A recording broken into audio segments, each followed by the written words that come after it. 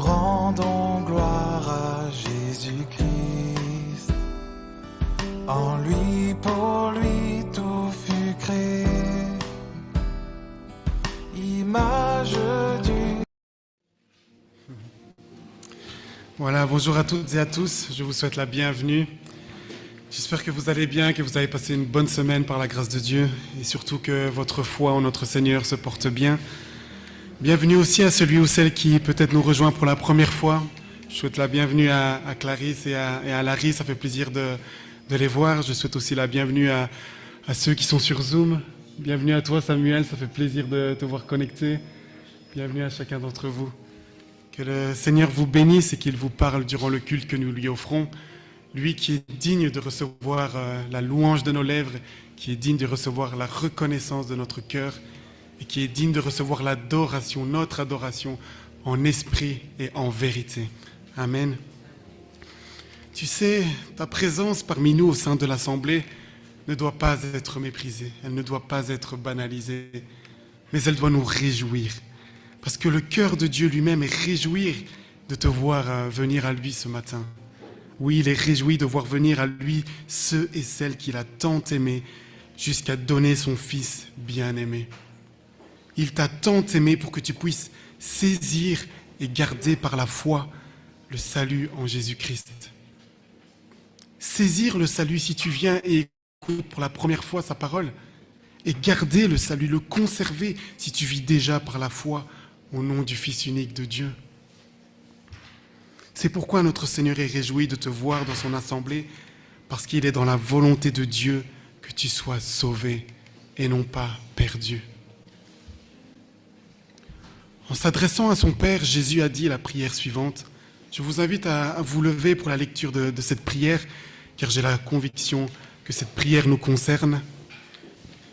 Jean chapitre 17, versets 6 à 12.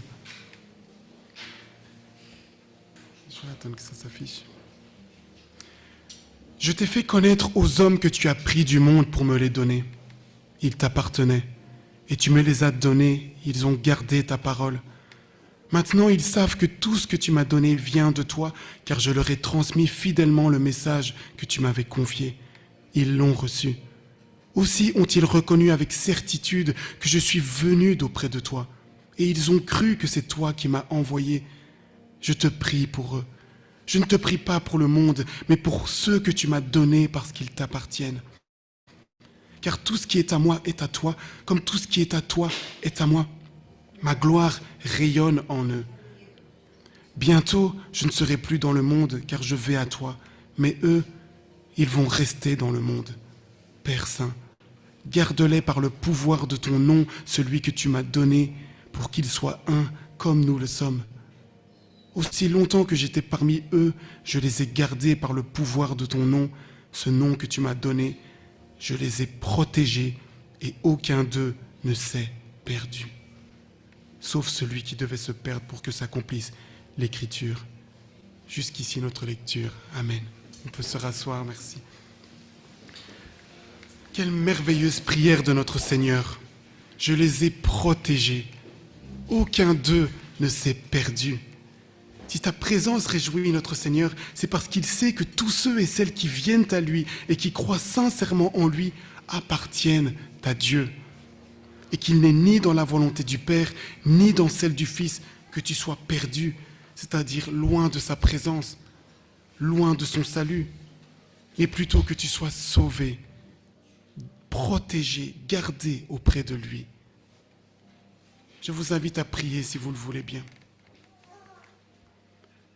Oui, Père éternel, nous te bénissons, car tu te révèles comme ce Dieu qui veut sauver. Tu veux te révéler à ceux et celles qui ne te connaissent pas encore, et tu veux aussi te faire connaître davantage à ceux et celles qui t'ont déjà accepté, car c'est pour cela que tu es venu, Seigneur. C'est pour nous faire connaître le véritable.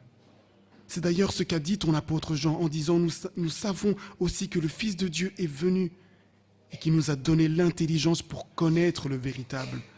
Et nous sommes dans le véritable, en son Fils Jésus. C'est lui qui est le Dieu véritable et la vie éternelle. Ta volonté pour nous ce matin, c'est que notre cœur soit ouvert, c'est que même si on a eu de mauvaises nouvelles durant la semaine, même si on est fatigué, chargé, nous soyons tout de même attentifs, avec un cœur ouvert à tes instructions, à ta parole qui nous mène et nous garde dans le salut que nous possédons en toi. Merci pour qui tu es, à savoir d'être ce bon berger qui se soucie de notre âme et qui est venu jusqu'à nous pour chercher et sauver ce qui était perdu. Amen. Je vous invite à entonner un premier chant qui nous permet de bénir notre Seigneur en le célébrant. Le psaume 117, versets 1 et 2 nous dit « Louez l'Éternel, vous toutes les nations, célébrez-le, vous tous les peuples, car sa bonté pour nous est grande et sa fidélité dure pour toujours. » Louez l'Éternel, célébrons notre Seigneur. Ceux qui le veulent, vous pouvez vous lever, sentez-vous libres. Nous allons chanter le J'aime 516, venez le célébrer.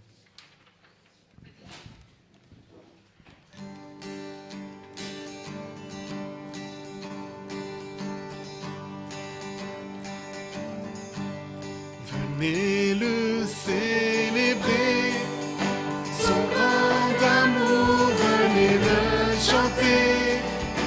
Le Fils de Dieu est venu donner la vie. Nous te fêtons, roi, car tu nous fais partager ta joie. Et nous offrons en ton honneur un chant d'amour, Seigneur. Venez, venez le célébrer, célébrer, célébrer, chanter, célébrer, chanter notre roi.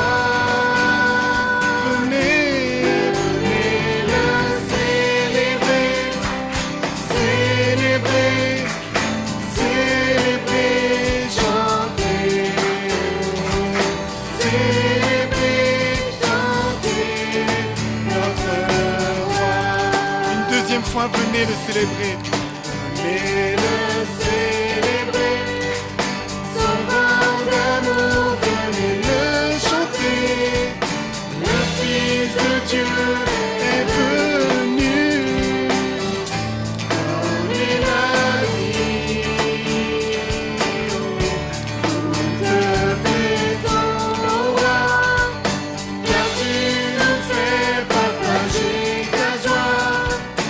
Et nous offrons en ton honneur un chant d'amour, Seigneur.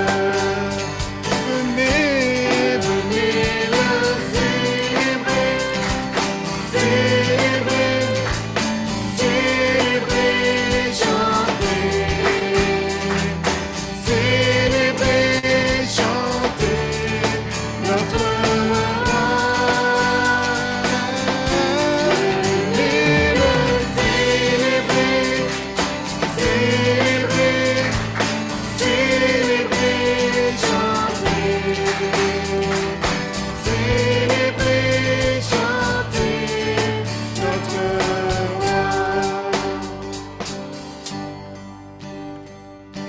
Célébrer, chanter notre roi. Merci, on peut se rasseoir. Amen. Dieu veut sauver et pour cela, le Fils de Dieu est venu. Rappelons-nous que la principale raison de la venue sur terre de Jésus est le salut des âmes. Dans l'évangile de Luc, chapitre 2, versets 10 à 11, un ange s'est adressé aux bergers de Bethléem et leur a dit « Ne craignez point, car je vous annonce une bonne nouvelle qui sera pour tout le peuple le sujet d'une grande joie. C'est qu'aujourd'hui, dans la ville de David, il vous est né un sauveur, qui est le Christ, le Seigneur. Un sauveur nous a été envoyé. Un sauveur t'a été envoyé. Cela ne devrait-il pas te réjouir? Cela ne devrait-il pas me réjouir? Je vais répondre à cette question comme quelqu'un qui ignore la bonne nouvelle. Pourquoi devrais-je me réjouir? Je mène une agréable vie. Tous mes projets réussissent. Je travaille, je gagne beaucoup d'argent. Je construis, je revends. J'ai à manger et à boire en abondance. Je me réjouis et fais souvent la fête avec mes amis et mes proches. Je suis célèbre aussi et très connu sur tous les réseaux. Pourquoi devrais-je me réjouir d'un soi-disant sauveur qui est venu? Prenons-nous conscience que nous avons besoin d'un sauveur pour notre vie. Pas pour dans la vie, mais pour ta vie. Réalises-tu que pour la bonne destinée de ton âme qui est éternelle, tu as besoin d'un sauveur? Pour ma part, il fut un temps où je ne le réalisais pas du tout. Vous savez, quand j'étais plus jeune, j'avais un rêve, celui d'être footballeur professionnel. Et donc je m'entraînais, peu importe la météo. Je m'efforçais aussi de bien travailler à l'école pour avoir, si possible, fini ma scolarité à 18 ans et qu'ensuite je m'en vais à l'étranger pour devenir footballeur professionnel. C'était mon plan. C'était mon dessein. Et quand j'ai eu 18 ans, j'ai vraiment eu l'opportunité de partir en Angleterre. Voyons donc que j'étais proche de réaliser mon rêve d'enfance. J'ai décidé d'aller à l'église pour être sûr de réussir. Car j'étais croyant, je craignais Dieu. Mais je ne lisais pas la Bible. Je n'avais jamais entendu parler de la bonne nouvelle. Moi, j'avais décidé d'aller à l'église par intérêt personnel, car je me disais en moi-même, Dieu va me voir assis sur les chaises, et donc forcément il va m'aider à réaliser mon rêve. Quelques jours avant la veille de mon départ, j'ai été jouer... Merci. J'ai été jouer un dernier match avec les amis. Avant de leur dire au revoir, et à la suite d'un contact avec l'un d'entre eux, je me suis fracturé la cheville. Je ne suis donc jamais allé en Angleterre. À ce moment précis, j'avais l'impression que tout s'était effondré. Je n'avais plus d'objectif, je n'avais plus de but pour ma vie. Cependant, c'est bizarre, mais malgré ma profonde tristesse, j'avais toujours au fond de moi cette envie de continuer d'aller à l'église. Et ce jour-là, c'était un nouveau pasteur. Et un jour, ce pasteur m'a interpellé pour m'inviter chez lui. J'ai accepté. Et quand je suis arrivé, il m'a posé une question. Il m'a dit, est-ce que tu sais ce que c'est que le salut? Soudain, il y a un blanc, je le regarde et je lui réponds, ben oui, c'est dire bonjour. Soudain, il se met à rire et il me répond, non, le salut, c'est le fait d'être sauvé. Mais de quoi, ajouta-t-il? De quoi peux-tu être sauvé? Ensuite, il m'a donné une Bible, et étant donné que j'aimais le football et que j'étais un compétiteur dans l'âme, il m'a dit, je te donne le défi, le challenge de lire tout l'évangile de Jean, et ensuite tu reviendras me voir. J'ai donc commencé à lire, et plus je lisais la parole de Dieu, plus je réfléchissais sur ma vie. Et je me rendais compte qu'en fait, je me disais croire en Dieu, mais je ne le connaissais pas. Je ne connaissais rien de sa parole. Je prenais conscience que le Seigneur Jésus avait donné sa vie pour moi, alors que moi, je voulais mener ma vie, mes projets, mais sans faire attention à lui. J'avais un sentiment de culpabilité qui s'installait, car si l'on m'avait dit « Es-tu chrétien ?» j'aurais répondu oui. Si l'on m'avait dit « Crois-tu au paradis ?» j'aurais répondu oui. Et si l'on m'avait posé la question « Est-ce que tu crois mériter d'aller au paradis ?» je me serais dit « Ben oui. Je n'ai jamais tué, je n'ai jamais vendu de la drogue ou fait une bêtise qui mérite d'aller en prison. Donc si j'imagine une balance de bonnes et de mauvaises actions, je pense que j'ai fait plus de bien que de mal dans ma vie. » Mais dans tous ces raisonnements, en fait, j'ignorais que j'avais besoin d'un sauveur pour ma vie. J'ignorais que j'étais perdu.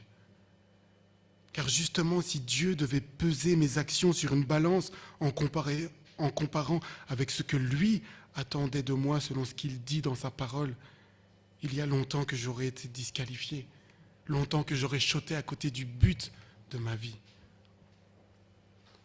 La parole de Dieu nous dit dans l'épître de Jacques, chapitre 2, oui, verset 10.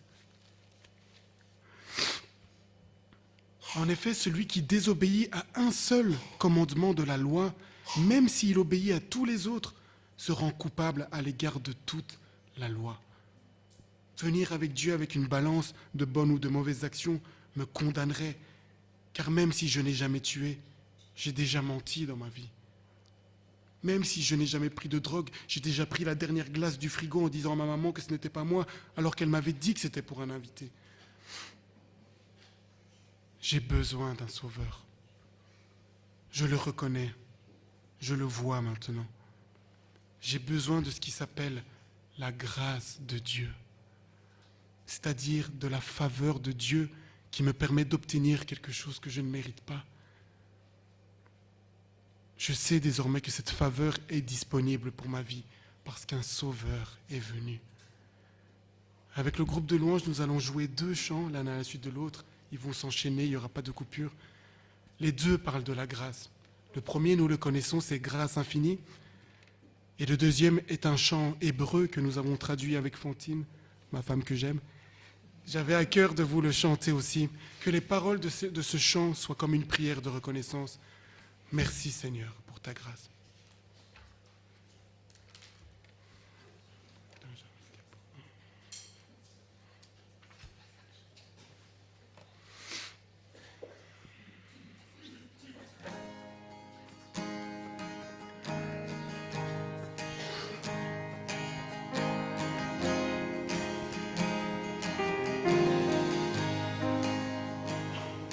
J'étais brisé, vide et sans espoir.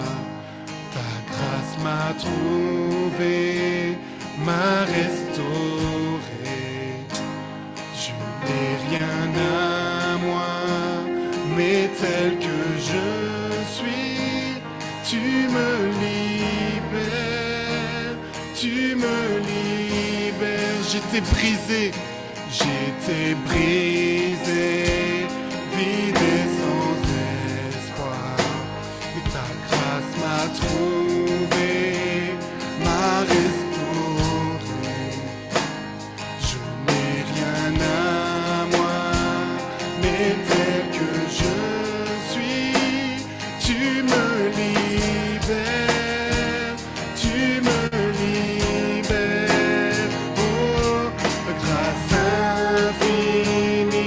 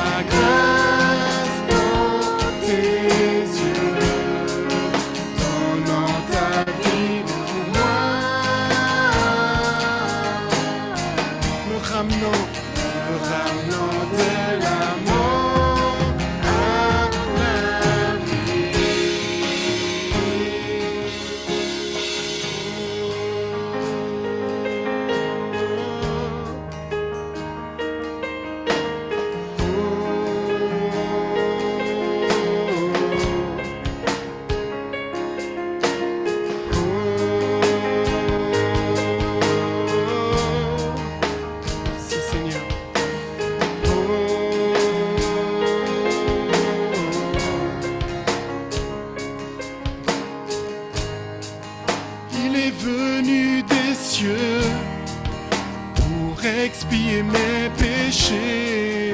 Il n'y a personne dans ce monde qui peut me dire qu'il n'est pas vivant, car de mes yeux j'ai vu son œuvre dans ma vie, et je sais que c'est par grâce, oui par sa grâce que je suis ici. Oh,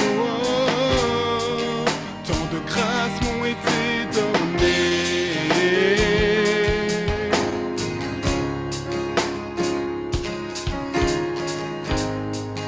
Hu yarad מהשמיים לכפר על חטאיי, אין אחד בעולם הזה שיגיד לי שהוא לא חי, כי אני ראיתי הוא לא בחיי, ואני יודע שסט בחסד שאני כאן. כמה חסד יש עליי.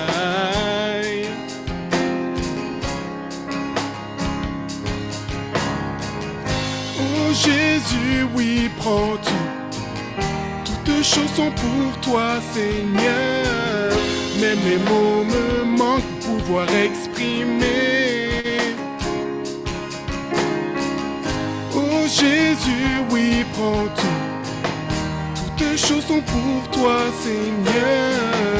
Même les mots me manquent pour pouvoir exprimer combien je suis reconnaissant de t'avoir dans ma vie. Merci, rien ne me séparera de ta présence. Oh Jésus, oh Jésus. ישוע ככה כל דבר לך אדון, אין מספיק מילים שיוכלו להסביר. ישוע ככה כל דבר לך אדון, אין מספיק מילים שיוכלו להסביר כמה אני מלא תודה שיש לי אותך, שום דבר לא יפחיד אותי ממך. ישוע, ישוע. Tant de grâce, oh oui, tant de grâce. Tant de grâce, oh oui, tant de grâce. Tant de grâce, oh oui, tant de grâce. Tant de grâce m'ont été données. Kama chesed, kama chesed, kama chesed, kama chesed, kama chesed, kama chesed. Et maintenant je vois, je vois l'amour, la grâce dans tes yeux, donnant ta vie pour moi, me ramenant de la mort à la vie.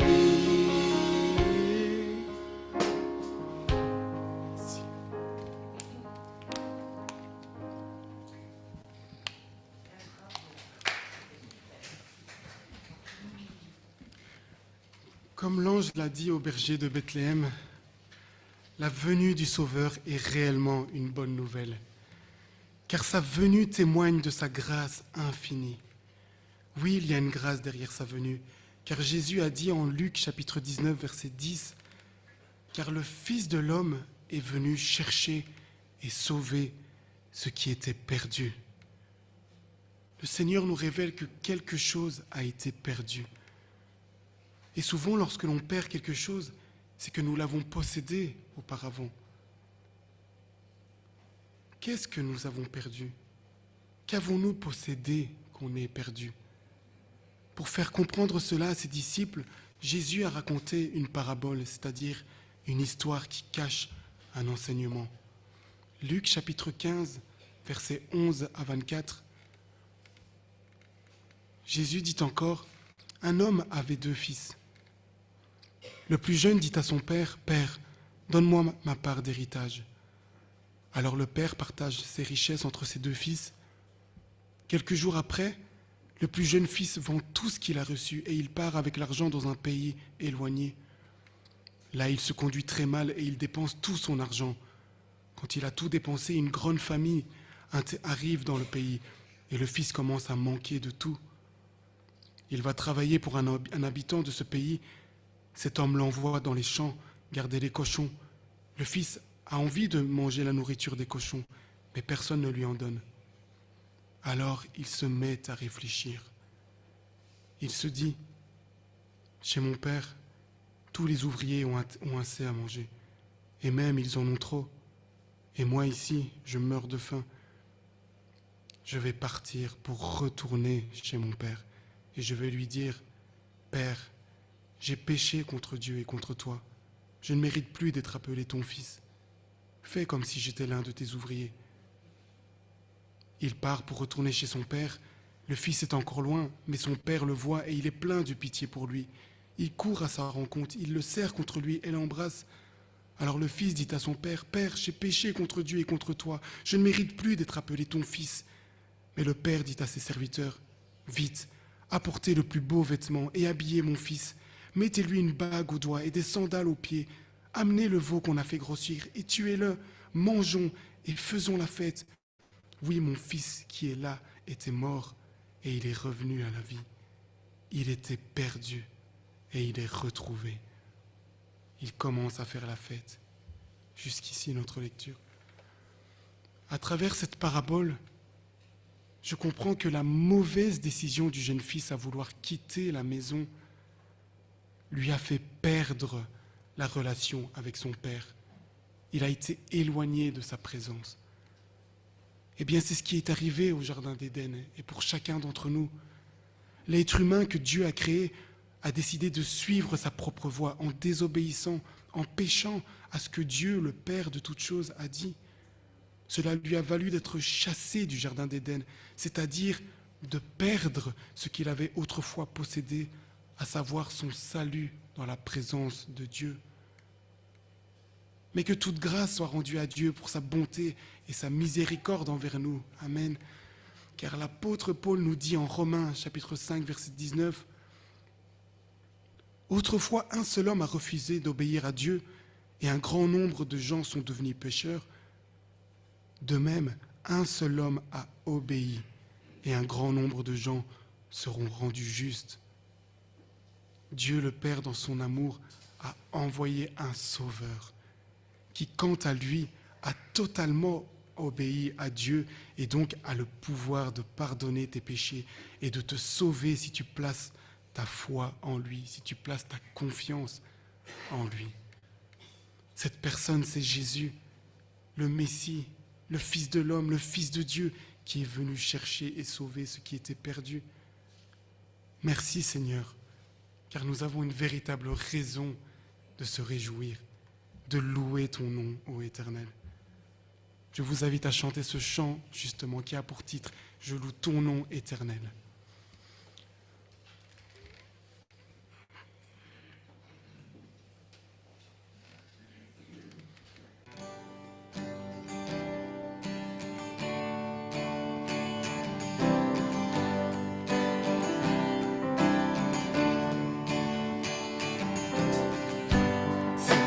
Ton nom éternel,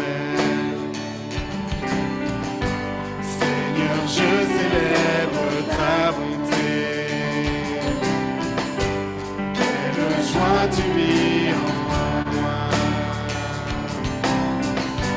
quelle joie tu viens pour nous sauver. Je loue ton nom.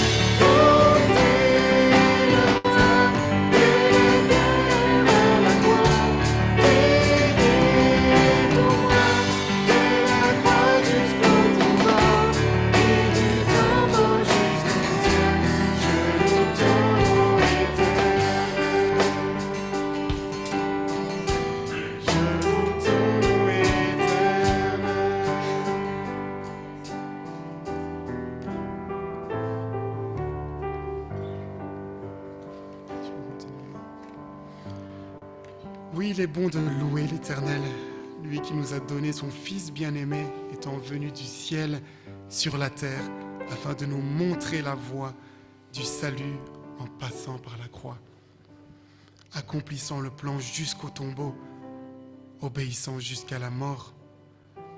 Notre Seigneur savait par quel chemin il devait passer. Il savait qu'il aurait à souffrir.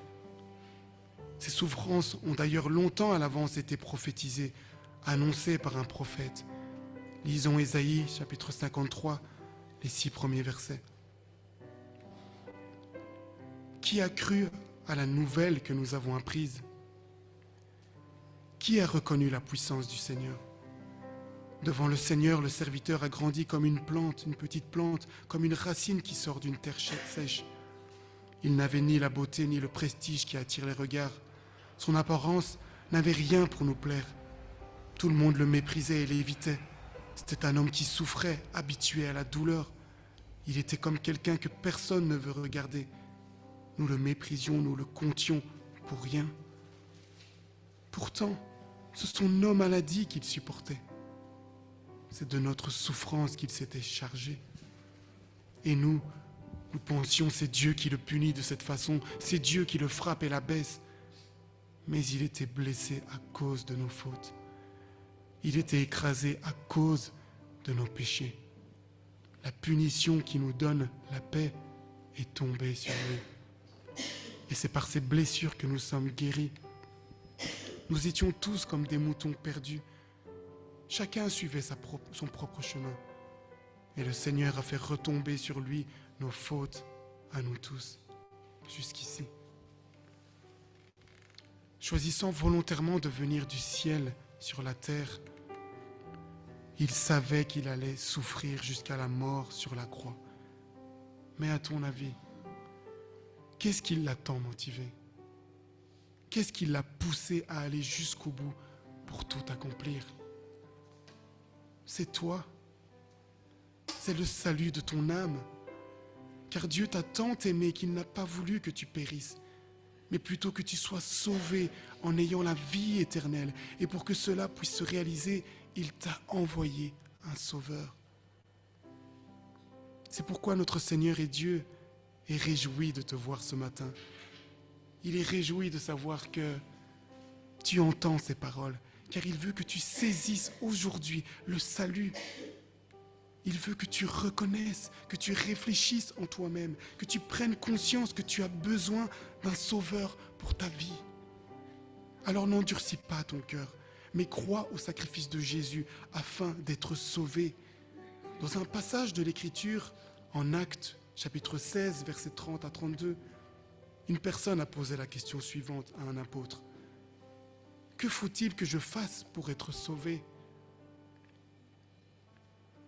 Et l'apôtre et son compagnon lui ont répondu, « Crois au Seigneur Jésus et tu seras sauvé, toi et ta famille. » Pourquoi ajoute-t-il ta famille? Parce qu'après la parole nous fait savoir qu'ils ont annoncé la bonne nouvelle à la famille et les membres qui la composent y ont cru. Que les membres de ta famille aussi puissent croire. Amen. Alors toi qui entends la parole du Seigneur, crois que Jésus, le Fils de Dieu, est mort pour tes péchés. Crois qu'il est ressuscité pour que tu sois sauvé, justifié. Prends la décision de te faire baptiser par immersion dans l'eau comme signe de repentance.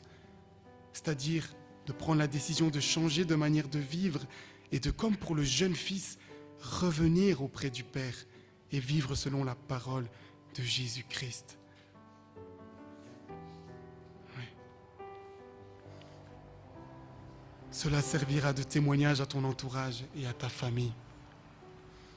Choisis d'obéir à ton Sauveur dans ce qu'il te dit dans sa parole et que le Seigneur puisse t'accorder son Esprit Saint qui va être en toi, te conduire dans toute la vérité et faire de toi une nouvelle personne. Comme le dit l'Écriture, saisis le salut aujourd'hui en croyant et en agissant. Prions si vous le voulez bien. Seigneur, je reconnais que j'ai besoin d'un sauveur. Je te demande pardon pour mes péchés, pour tout le mal que j'ai fait. Donne-moi la force de pardonner à ceux qui m'ont fait du mal, comme toi aussi tu m'as pardonné de tout le mal que j'ai fait contre toi. Donne-moi aussi la force de demander pardon à ceux que j'ai moi-même blessés.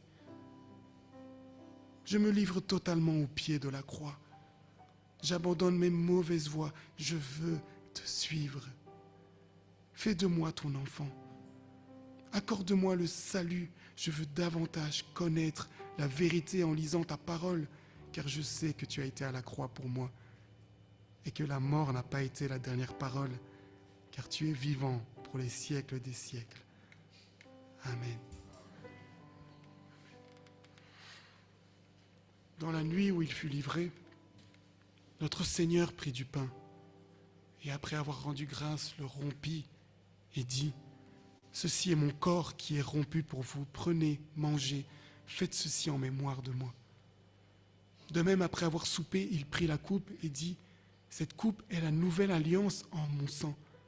Faites ceci en mémoire de moi toutes les fois que vous en boirez. Vous qui avez choisi Jésus-Christ, vous qui dans votre conscience estimez que vous êtes en ordre avec le Seigneur, vous qui êtes passés par les eaux du baptême, je vous invite à prendre ce repas symbolique en discernant qu'il représente le corps et le sang de notre Sauveur. Je demande...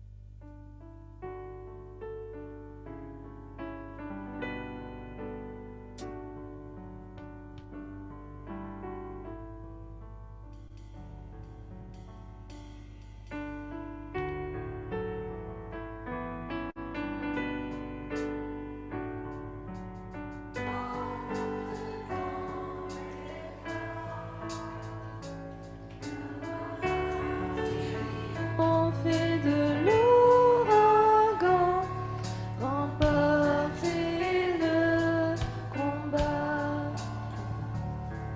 Tu m'offres chaque jour ton infaillible amour.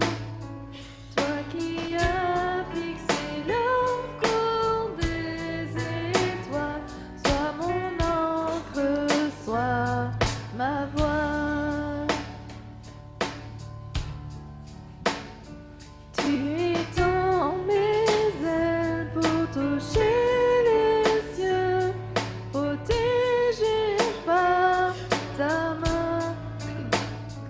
Ta grâce m'appelle à lever les yeux et suivre ton chemin. Tu m'offres chaque jour ton infaillible amour. Toi qui as fixé le cours des étoiles, sois mon encre, sois ma voix. Ta miséricorde coule de la croix, ton sang m'a racheté.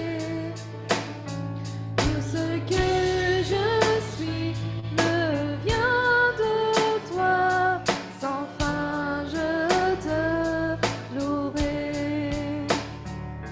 Tu m'offres chaque jour ton infaillible amour. Toi qui as fixé le cours des étoiles, sois mon encre, sois ma voix. Sois mon encre, sois ma voix.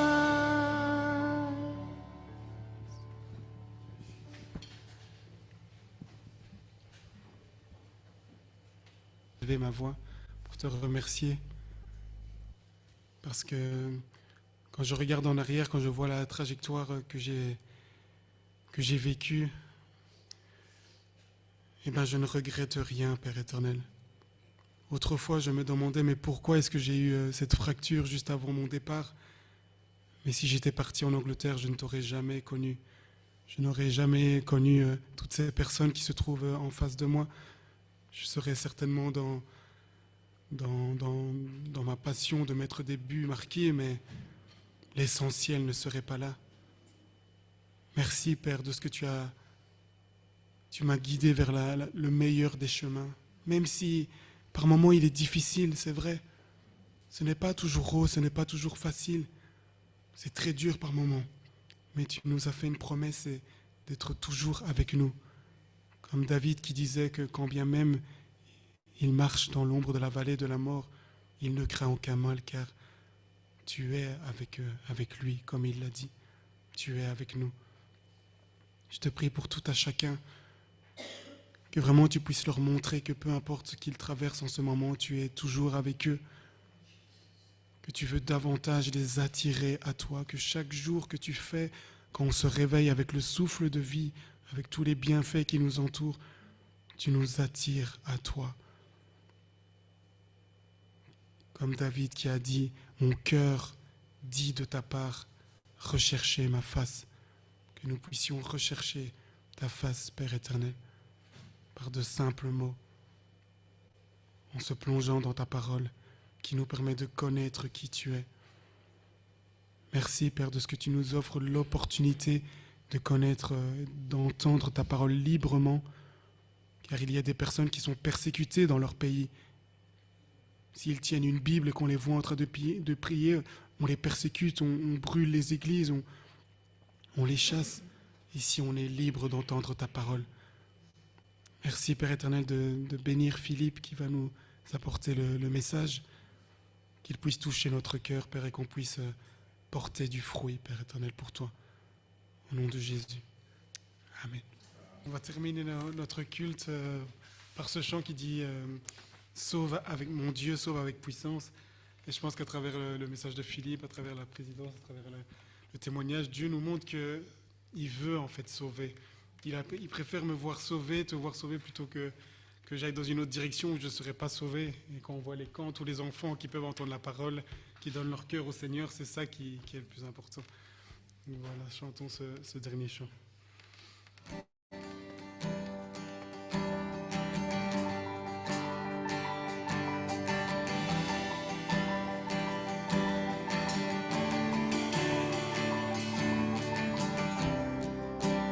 Tous ont besoin d'être aimés, d'un amour sans limite, que ta grâce coule en moi.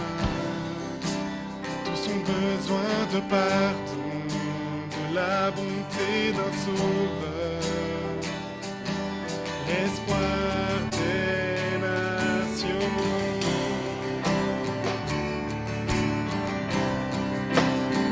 Sauveur, Sauveur, il déplace les montagnes. Mon Dieu sauve avec puissance. Il sauve avec puissance. Pour toujours, créateur du salut. Jésus a vaincu.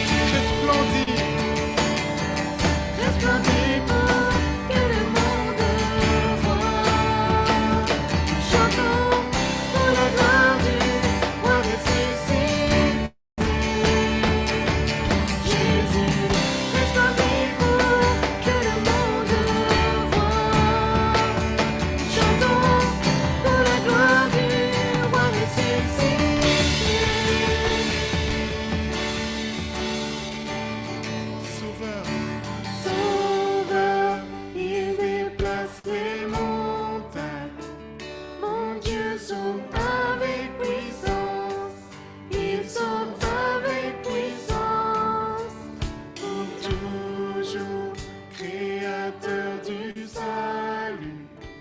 Jésus a vaincu la mort, Il a vaincu la mort. Jésus a vaincu la mort. Il a vaincu la mort. Jésus a vaincu